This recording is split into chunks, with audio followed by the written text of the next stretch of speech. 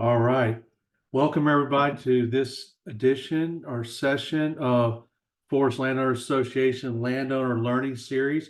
We appreciate those of you participating live, and of course, this will be posted on our website for everyone to watch in the future. Feel free to share it if you enjoy what you see today.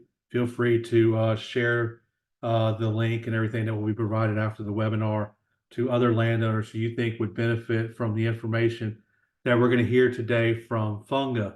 So Funga sounds like a funny name, but it's a really cool product.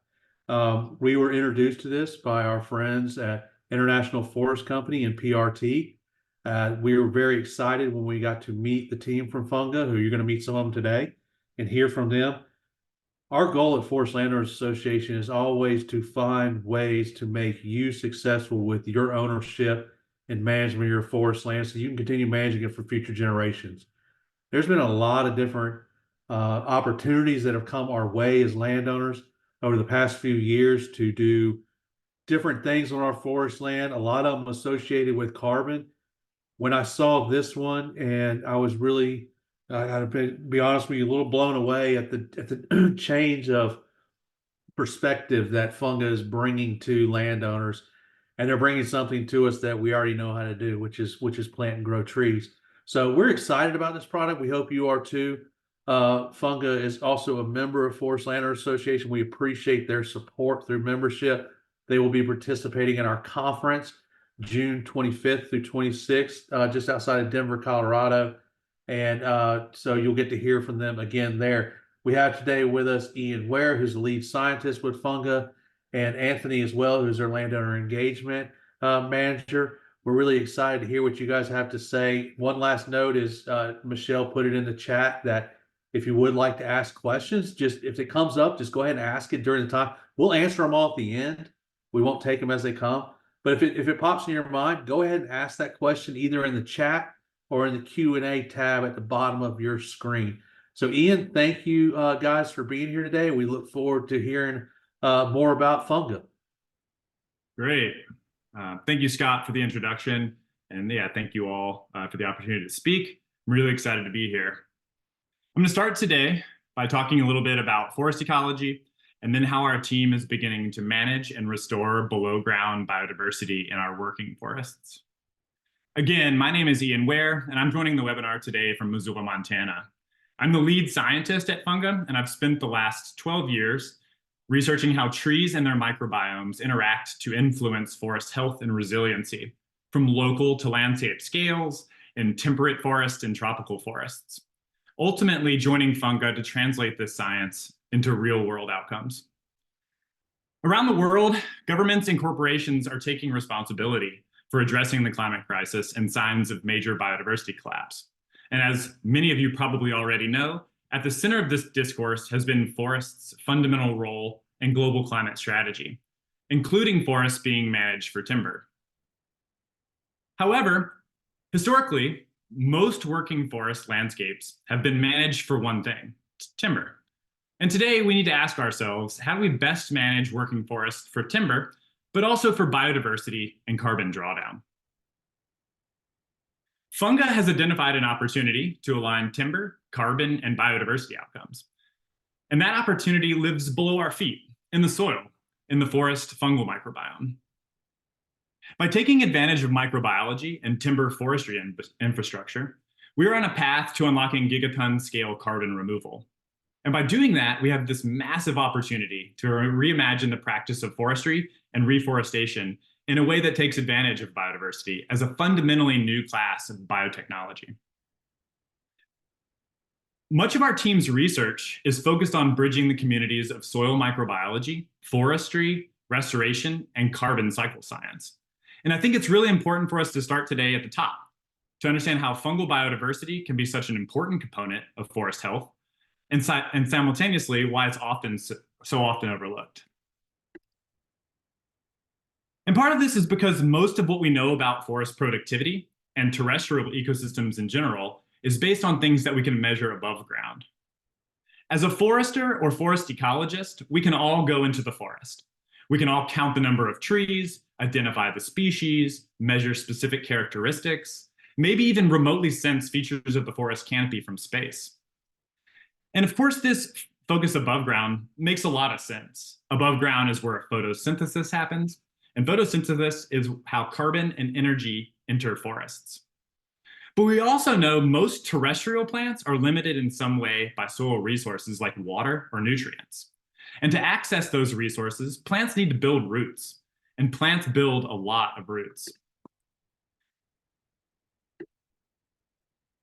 In many ecosystems, there can be as much or more plant biomass below ground in root structures as above ground in stems and leaves. And these roots are heavily intertwined.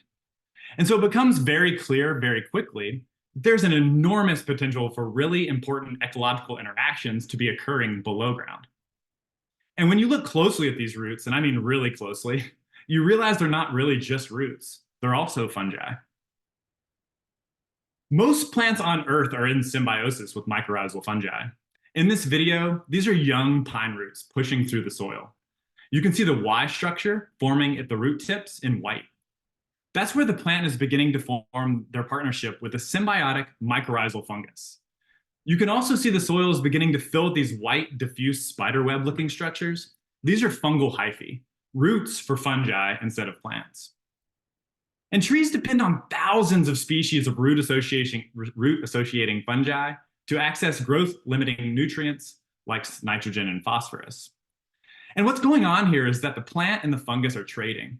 The plant is exchanging photosynthate, it acquires above ground. In exchange for nutrients, fungi are exceptionally good at acquiring below ground.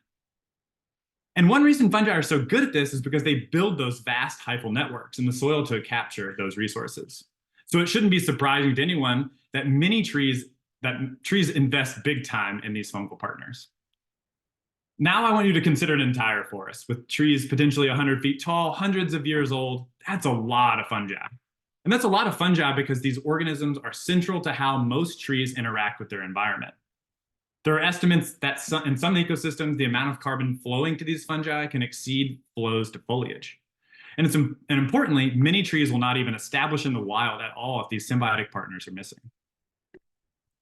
Unfortunately, when we clear-cut forests for timber, we know that the biodiversity of these root fungi can dramatically decrease. Only a fraction of the fungal species that are able to partner with these trees actually survive a clear-cut event. And even when we plant new trees, we've not yet thought to plant the fungi alongside. And as a result, these forests can continue to suffer from a loss of below-ground fungal biodiversity, even after reforestation.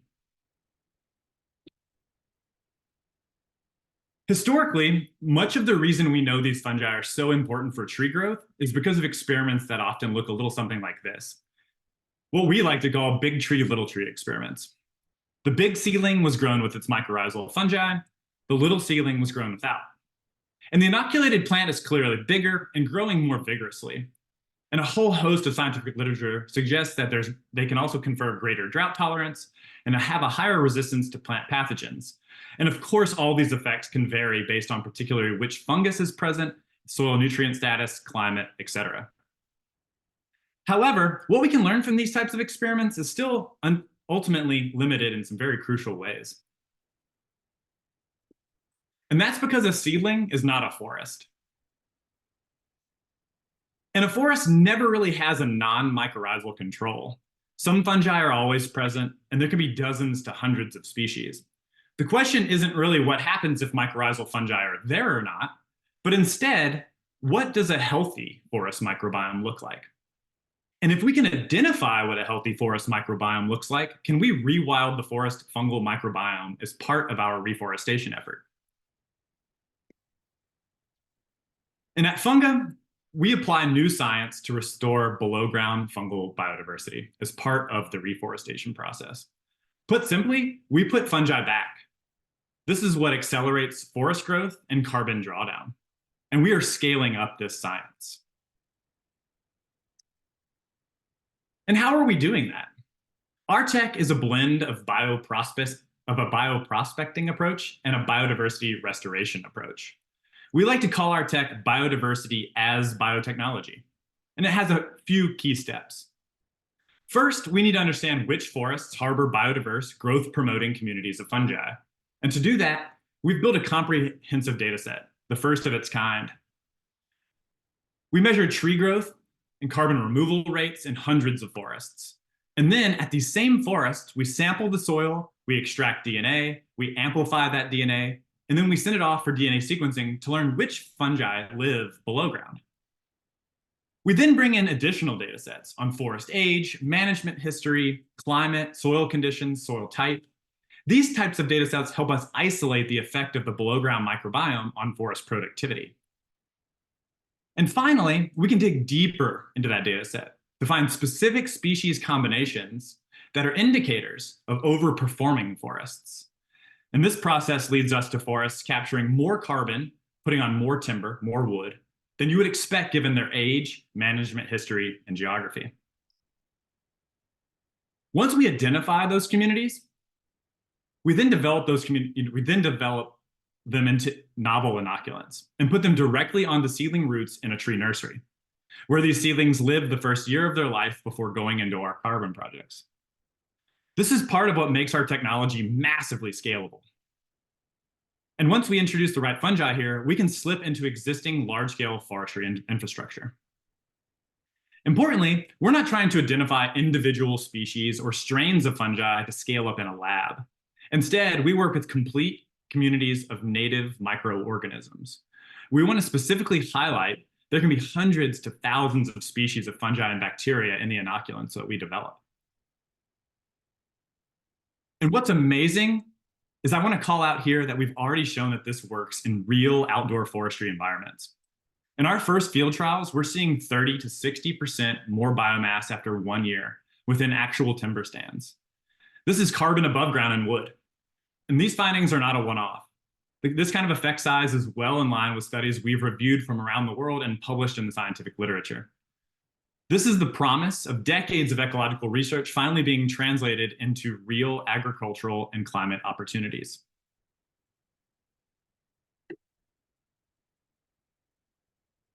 And there is potential for this technology across every acre of reforested land on the planet.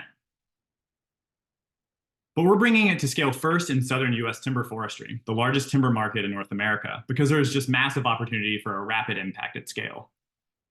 First, the infrastructure of the forestry market, like I said, is massive. Over 1 million acres of southern pine are replanted annually here. Second, over a century of intensive management has really degraded the soil fungal biodiversity in these forests. But this loss is actually an opportunity. It means that we have something we can put back to deliver a growth and carbon removal outcome. Third, timber is a really important agricultural commodity in the US with big climate impact. Timber is essential to decarbonizing the built environment if we're going to use less concrete and steel. It's also essential if we're going to reduce the cost of new housing supply.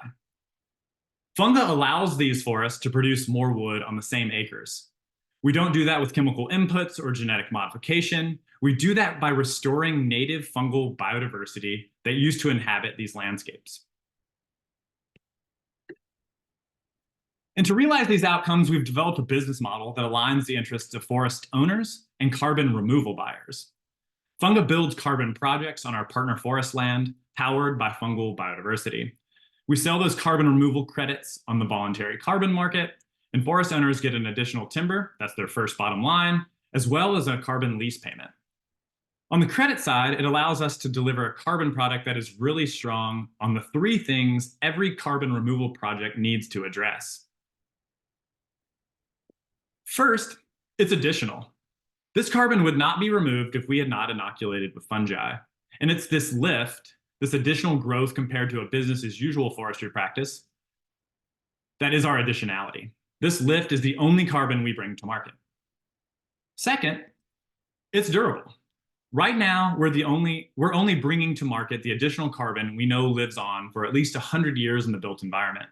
We're not bringing to market carbon that will ultimately become paper pulp or wood pellet. And finally, because we expand rather than constrain timber supply, there is no leakage. No one cuts down a forest somewhere else because of our projects. There's just more wood. To date, in the southeastern United States, we have sampled and sequenced over 600 southern pine forests, established 15 experimental trials shown here with the green dots, and planted over 1,500 acres of carbon projects shown here in the pink dots. And we don't aim to stop here. We want to run, instead of just a handful of field trials, we plan to plant hundreds. We don't aim to consider hundreds of forest microbiome observations, but thousands. And we're working to scale up the soil transplant and need to partner with forestry companies and restoration projects to translate this into real sustainable forestry management and into real biodiversity action. And so where do you all fit into this? We want to partner with landowners to sample your forests and discover unique soil microbiology. We want to hear from you all about your experience as a landowner and forest grower. We want to partner with you all to plant projects in the field and to begin managing for timber, carbon, and biodiversity, with the shared goal of providing positive and more sustainable forestry outcomes. Together, we can restore the power of fungal biodiversity to working forests, accelerating tree growth and carbon drawdown. And with that, I'd like to thank you for your time and thank everyone that's been part of this project so far. And I would like to open the floor for any questions. Thank you.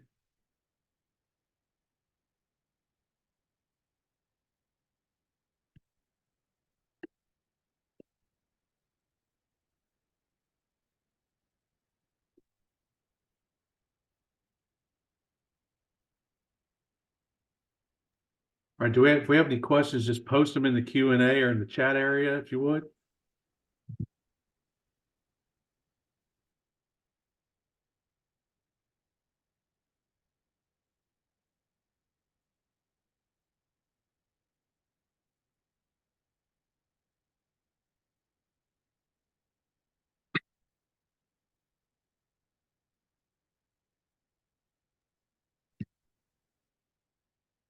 All right, looks like we have a question. Apologize for the pause there. So one question is, can you explain the experimental process for tracts of land? Yeah, sure. If I understand the question correctly, how we set up pre-planting. What we do, we generally work with forest landowners to come out, visit the site, accumulate any forest management practices that have been used in the past, site prep methods, and begin to start taking initial soil inventories of existing properties, including the clear-cut stands. And that allows us to kind of have an individual place to start for us to begin working through a relationship on putting trees into the ground. But happy to go further if that wasn't the question specifically. Yeah. Scott, there's a few folks too with their hands raised as well. I don't know if you can call on them. Looks like we got another question. I don't know if we can get them off mute. So existing forests. Do I have to? Yeah. So Ian, maybe you can describe. We can sample and understand the quality of their soil, but yeah, we wouldn't obviously replant. We don't have to cut their trees down. They could still be part of our program. Yeah, exactly. I mentioned the bioprospecting approach. We love working with existing timber stands as well. We're constantly looking for places with interesting soil microbiology and how we can, not only learn from it ourselves, but use that as useful information for landowners on how they manage their land in the future. And we're happy to talk about what that type of engagement would look like. And Josh, if you can see the chat, there's quite a few questions in here, but you probably know better than I do which ones would kind of draw out the questions you guys typically get when talking to landowners. Yeah. Next question is, if interested, how do we get started? I would say reach out to us at Funga, and the Anthony would be your best start. Anthony at funga.earth here on the slide, and we'll get back to you. We'd love to chat with folks and love to see if we can work together. Ian, next question is on burning residue after tree harvesting or periodic weed control of woody plants. Yeah, happy to answer that question.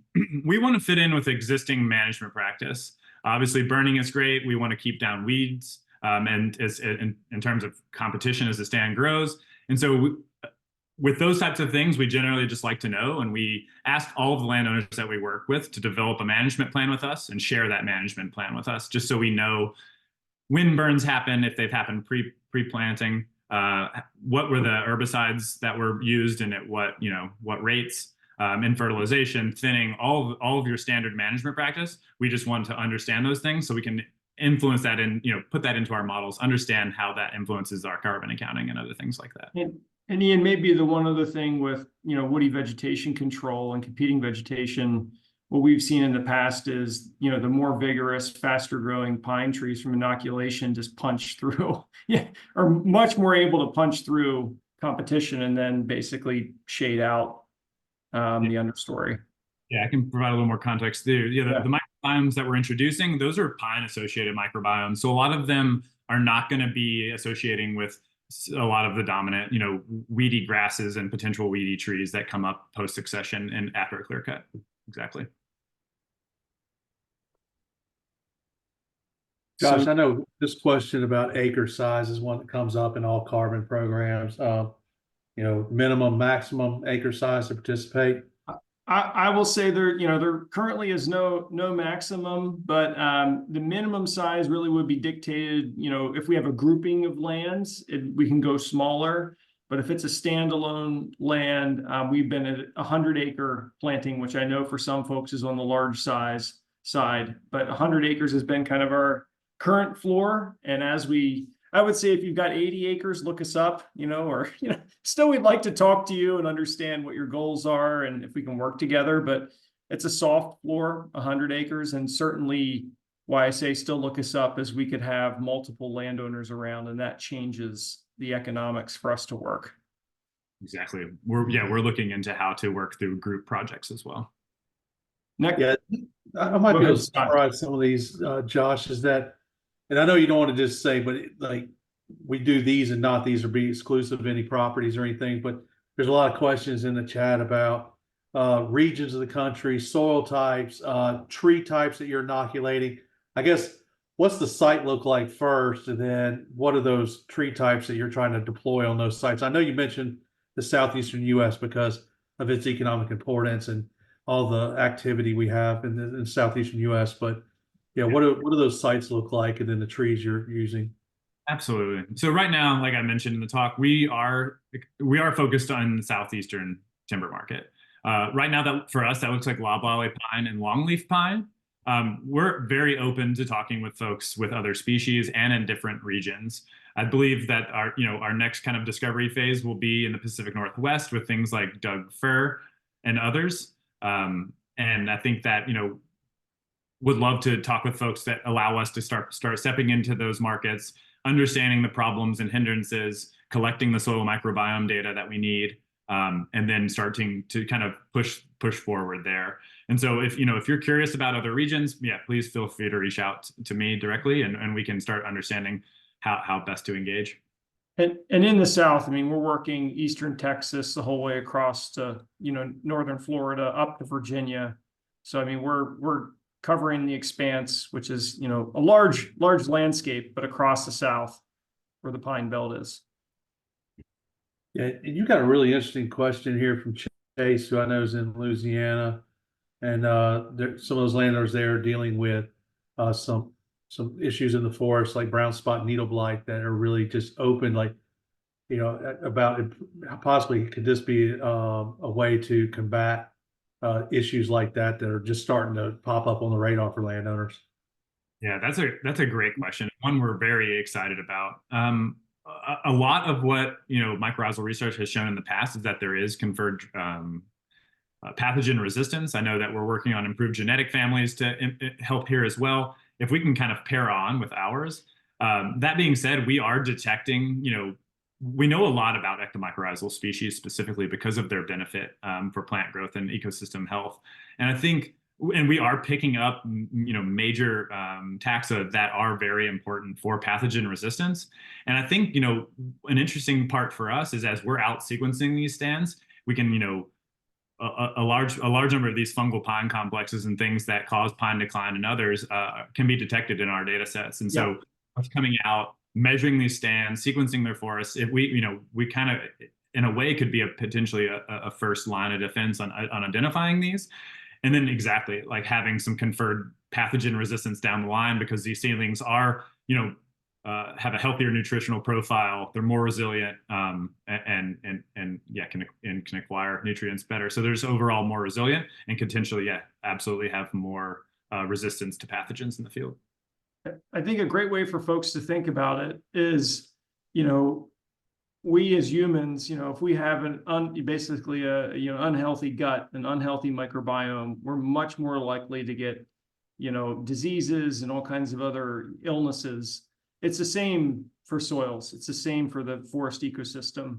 So a healthy, diverse, natural, complete community won't keep everything away, but you'll have a much obviously the science is that you'll have a much better defense against all of these things. You can't get out of a landowner meeting without someone asking you what does it cost. So I mean, Ian, do you want me to cover that? I mean, I'm happy to jump in. So You can do it in generalities if you like. I know. Yeah. I on the mean, spot, but generally speaking, we are working with private landowners across the Southeast U.S.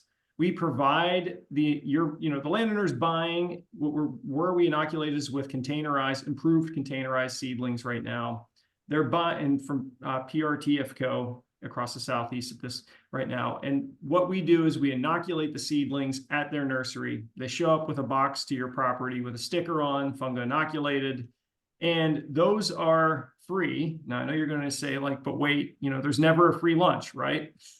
So you get the inoculated seedlings for free. What we do then is we have a 30-year carbon removal development agreement. And that agreement, essentially, the nice thing, and this is where I think Scott was saying at the front end, there's been lots of carbon programs. A lot of them ask you to do less, do longer term, change your practice. We want you to manage the land like you've been managing it before to your best practices and what's worked for you as a landowner. And basically, we want you to plant our inoculated seedlings to restore your soil. And the other thing we do at no charge to you is we install control plots throughout your property. So we'll know over time the impact we're having by restoring your soil. So this won't be a guess. You'll be able to know my trees grew 35% faster because we restored the soil. So right now, I'll say, let's say they're not free. It's a quid pro, it's a trade. Right now you get the seedlings at $0, but then we have the right to develop and market carbon credits. You get all of the other thing I just want to flag is you get all of right now, you get all of the you grow 35% more fiber, 40% more fiber. That is all yours as a landowner. There's an interesting question here, and it's kind of the flip side of saying, how can this solve problems? I guess it's asking, does it cause any problems like with the inoculation if someone's doing like silvopasture or something along those lines? What would the answer be to that? Yeah, I mean, I think I saw that question. A lot of these will fruit. Some of these mycorrhizal fungi will fruit after rewetting cycles. Essentially, that's their way of reproducing and spreading within. So that that's a very healthy sign of a healthy forest microbiome. And we don't expect there to be massive outbreaks of toxic fungi or anything like that. And so I think that most of the that's just a good sign that everything is in place and starting to do its job. I don't think I showed. I think I might have showed the picture of one of our technicians kneeling down next to one of the trees, and we do see these kind of what we call fairy rings that start to emerge out of the soil around circling around a tree that show the fruiting bodies of that mycorrhizal fungi. And Greg has a really interesting question, and I'm not familiar with this program in New York, but there's all sorts of programs, whether they're run through NRCS or our state level programs, like sounds like what Greg's talking about in New York, that incentivize landowners or encourage landowners to reforest certain areas or certain time periods. I guess it'd be hard to say right now since you're kind of in the experimental phase and all, but I guess there's opportunities to plug in. I mean, I see a wealth of opportunities with all the programs out there to plug in and have multiple benefits through one planning. Scott, I mean, that question is a great question. I've worked in New York State a bunch when I used to be at the Nature Conservancy with 480A, and I could see that being disincorporated into a management plan. Where that's so as Ian was saying, we've looked mostly above ground, everything we can see and measure and observe, and it'd be great if management plans started to incorporate in more actual goals around below ground soil condition and then essentially rehabilitation. Yeah, it's certainly an attribute I know that would be interesting to be able to report out on from some of the questions we get from a policy standpoint about our forest and the benefits we're providing. It just looks like there's one more question, and if we didn't cover yours, I summarized a few of these. Didn't cover them, please repost it. But does the fungi, does it move across the site, or does it stay relatively in place? Yeah, I can approach this question from two different ways. A lot of these are root-associated fungi. Obviously, some of the ones that produce fruiting bodies that release spores above ground, we know that they're not great dispersers at long distances. Below ground, as far as those tree roots go, that's kind of where these fungi can go. So if a field is directly adjacent, you might have some edge effects, but again, they're not going to really persist outside of the pine microbiomes or the targeted species that we're interested in working with. In natural stands after clear cut, it takes a forest potentially 15 to 20 years to reach this level of fungal biodiversity again. So it's not something that can happen quickly overnight somewhere else. Yeah.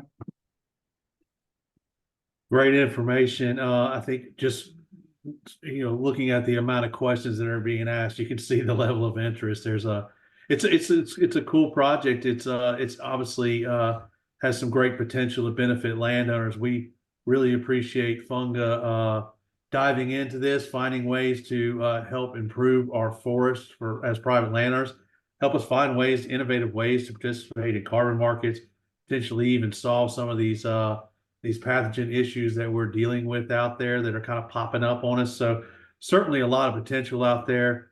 Appreciate the good information today. As I mentioned, Funga will also be presenting at our national conference in Denver, Colorado, June 25th and 26th. Hope if it's available on your calendar, you'll make plans to join us there. We appreciate all the good information today. And like I said, this will be available on our website as a recording after this event, and that will be distributed out in an email to all the participants and then to the general membership as well. So Ian, Josh, Anthony, thank you guys all for your time. Are there any last thoughts you had? No, really appreciate the time. Thank you so much. And again, if you guys have questions, we're happy to answer them and address how we can engage with landowners. We're super excited to talk to everyone. Yeah, thank you all, and look forward to seeing you in June at the FLA conference. Folks that are on are going to be there. Yeah, good stuff. Exciting product. Thank you for your time today, and we look forward to learning more. Thank you, Scott. All right, take care. Thanks, y'all.